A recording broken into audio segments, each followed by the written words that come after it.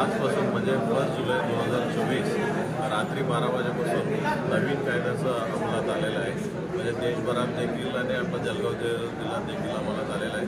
रात्री 12 वाजेपासून आपल्या CCTV देखील अपडेट झालं आणि नवीन कायद्यानुसार म्हणजे जे गुन्हे 12 वाजताचं 1 जुलै 2024 अगोदरचे जे घडले आणि FIR ऑलरेडी रजिस्टर झाल्या त्या गुन्ह्यातलं जे जुन्या IPC आणि जुन्या CRPC मध्ये त्यांचा तपास आणि तपास चालू आहे.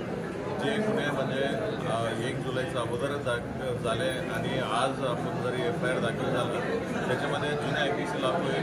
बट प्रोसिजर जे नवीन BNSS भारतीय नागरिक सुरक्षा संहितानुसार त्याचा तपास चालू राहील.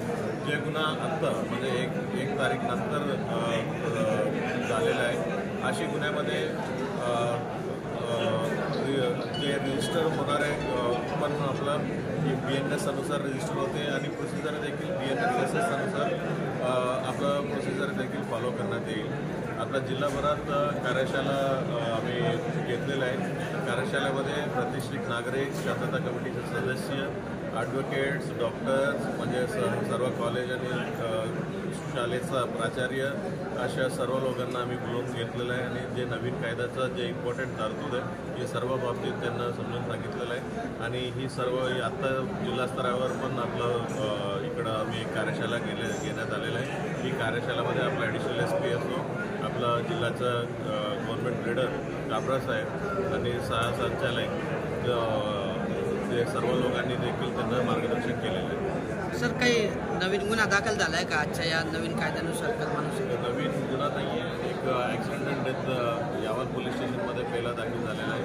2:49 पहिला ॲक्सिडेंटल डेथ दाखल झाला. म्हणजे जुने जर ॲक्सिडेंटल डेथ दाखल झालं की म्हणजे 174 CRPC अनुसार असते. बट आत्ता दाखल झाल्यामुळे 194 भारतीय न्याय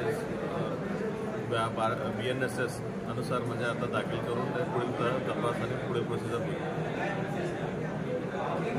सर, फोन झाला